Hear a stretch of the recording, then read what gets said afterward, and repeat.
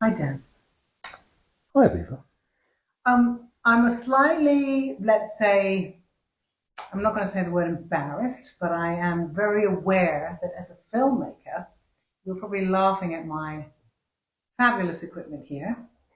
And but so far, no judgment about how I'm doing this, I don't which judge. is great. I'm Which not is judging. super. And thank you so much for agreeing to chat. My pleasure. So you make commercial films, don't you? I make commercials. I make some TV. I've made short films. I've made a broad range of stuff. I've done print campaigns for big brands. I have real broad brushstrokes of a career. And how long have you been doing that? Long enough. Long enough. Long enough. 30 plus years? Couldn't possibly say. You couldn't possibly. Well, we could actually say that because I'm looking at. Okay. Yes. Yeah. Yeah. You're looking at evolution of hair. I mean, evolution of people. Actually, evolution of us as we age and as we do things in life and as we continue to do them, and how we feel about the steps that we take to continue to be here. Because let's face it, it's great that we're still around. Sure. Not everybody is. Sure. And so how we are changing in this time of our lives. So without putting any number on it, we are in the 50 plus range. I'm saying. Couldn't possibly say. And I just wanted to ask you, because you've probably been doing this, I'm assuming, for over 30 years. And would you say that as you've gotten older, do you think it makes any difference to the way you're perceived in your work? My business is really ageist. Is it? Yeah, it's a common fact. So you have a shelf life. Another thing is to be perceived as somebody who's bucking the shelf life. So you're constantly reinventing. So you're not seen as for your grey hair, white hair, whatever it is, but you're seen for your capability. And for your work. And for the work that's preceded you. Yeah. So for me, my role's shifted slightly, and it's had to. I don't work as much as I used to, but I still am in my business. And occasionally I make quite a lot of stuff, and sometimes I don't.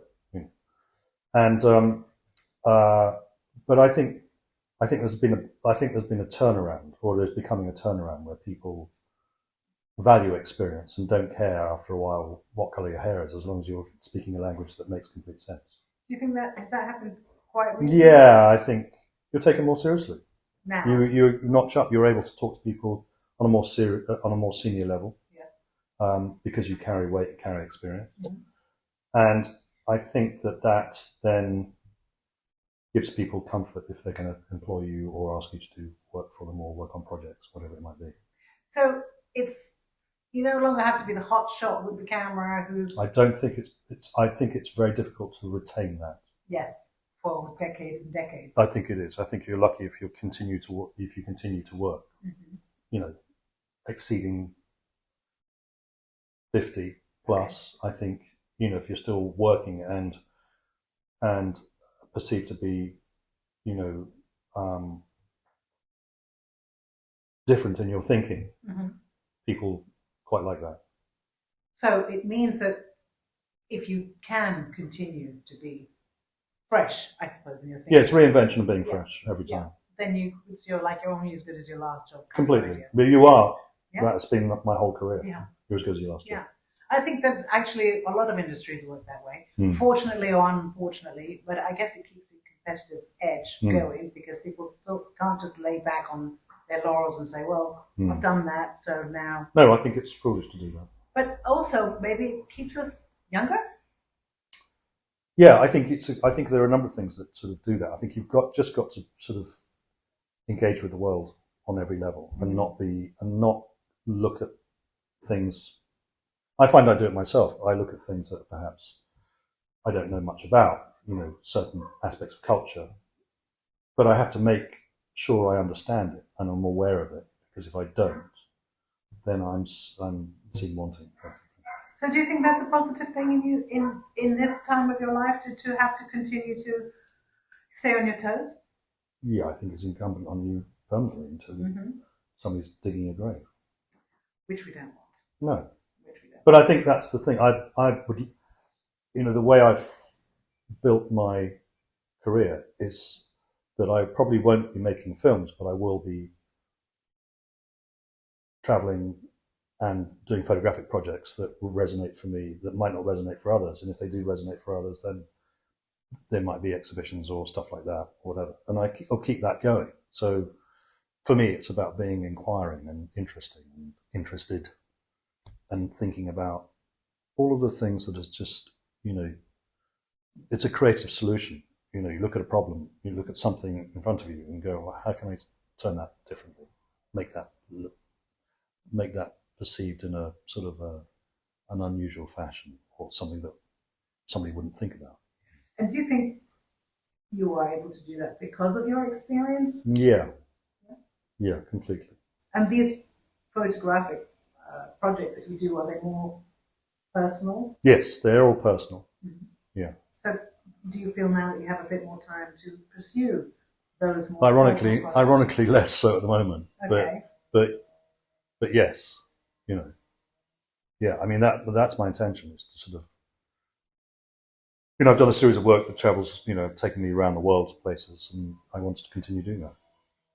Well, so that does mean that you can broaden your horizons. Completely. See more, and possibly... Yeah, completely. I mean, the places I go to are quite obscure.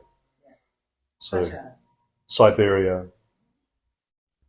the Sahara, some are less obscure, middle and is deserts. It the culture of the people, or is it? No. These are all landscape oriented. So right. The less people that are there, the better. Better for you. Yeah. Better for your project. Yeah. But not everything. Not everything is about landscapes. I do stuff that's that's got a humorous twist to it as well. So I look to do things in London that are interesting as well. Yes, and just keeping it different. Yeah.